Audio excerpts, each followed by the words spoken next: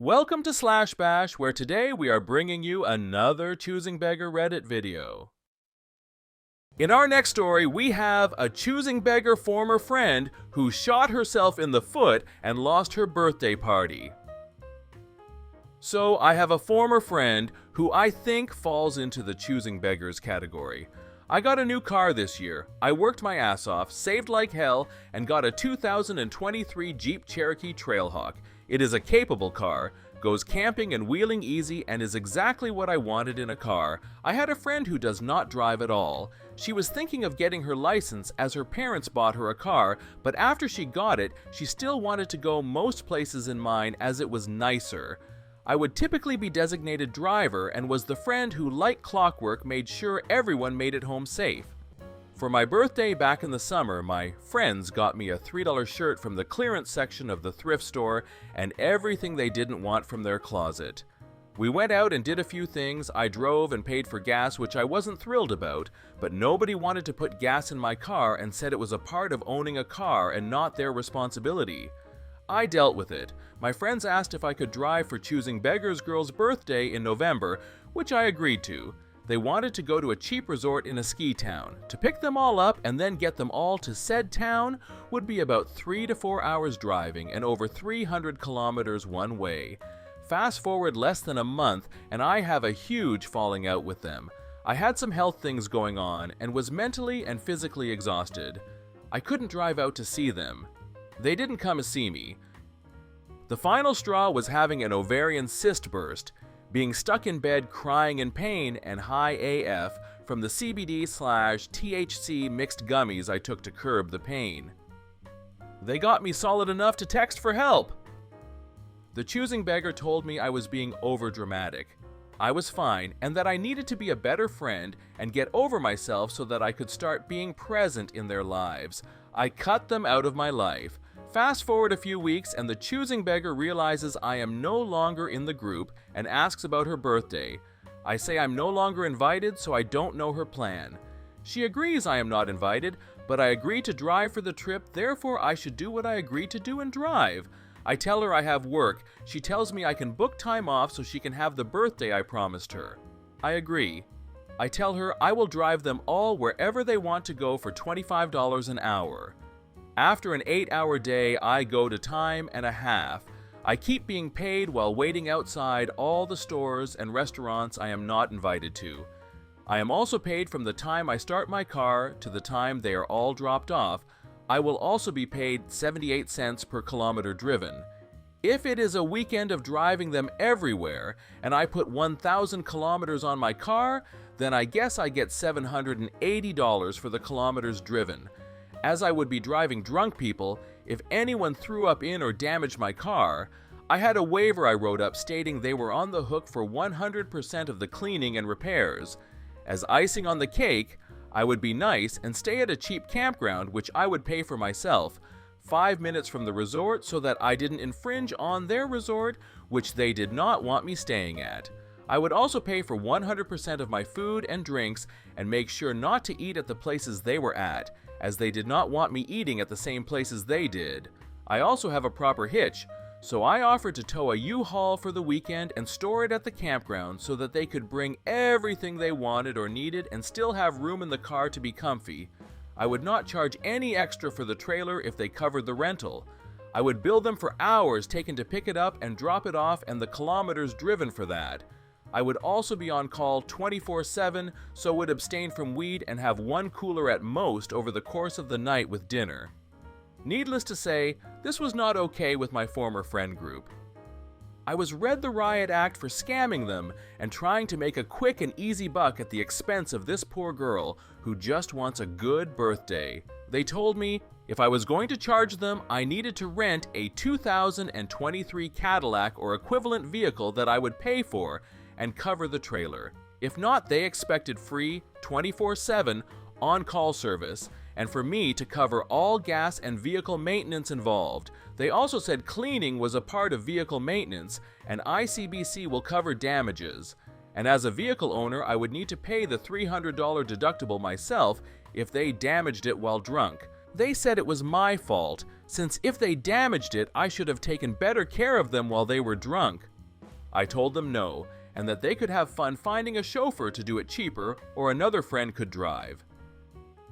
Choosing Beggar begged me to do it for free a few more times, graciously decided to compromise in that they didn't need the trailer so I wouldn't have to tow anything. I said no, they all know my costs, they can deal with it or find cheaper elsewhere. Later, Choosing Beggar said that she had found a girl who offered to drive them for free in her Hyundai, and that she wished I was more supportive and willing to treat her with more respect, instead of letting one small incident come between us. I just found out it snowed an absolute ton in the mountains the week of her birthday.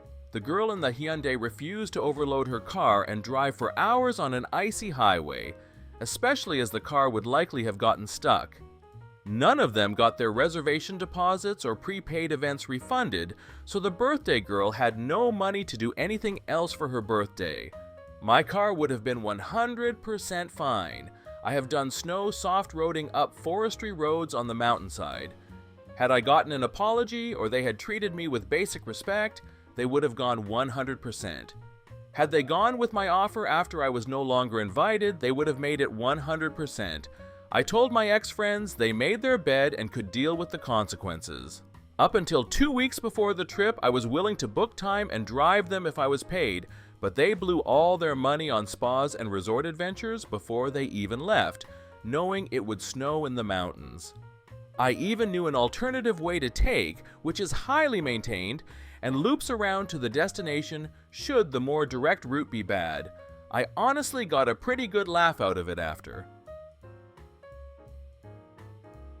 In our next story, a choosing beggar ruins donuts for everyone. This is a story from my college days working at a gas station.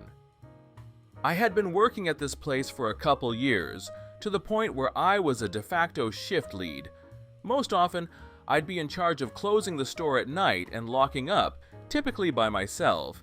At the end of these shifts, we'd toss everything from the bakery, mainly the donuts. My boss was cool and would let us take these home if we wanted, but honestly, you can only eat so many before you're sick of them. So since the procedure was to toss them about 1 hour before close, so we could clean the trays and shelves, I'd offer customers a free donut with their purchase, just because I hate wasting food. Typically, this would only be like 1 to 3 donuts a night.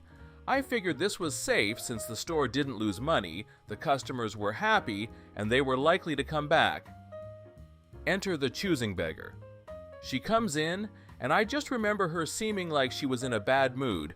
When she was making her purchases, I asked if she would like a donut from the tray. There were about 2 dozen or so that night. Choosing beggar just looks at me suspiciously and says, "Why?" "Well, I'm just going to be tossing them anyway, so if you want one, you can have it." Choosing beggar walks over to the tray and starts looking them all over, still with a very suspicious look on her face. "How many can I take?" Me never having this question before. "I mean, I guess as many as you want, I'm just going to throw them out." Choosing beggar in a very frustrated tone. "And how do you expect me to carry all of these? Do you expect me to just shove them in my purse?" I'm shocked by how upset choosing beggar has gotten over the idea of free donuts. "I guess I can give you a bag?" Choosing beggar looks at me like I just insulted her.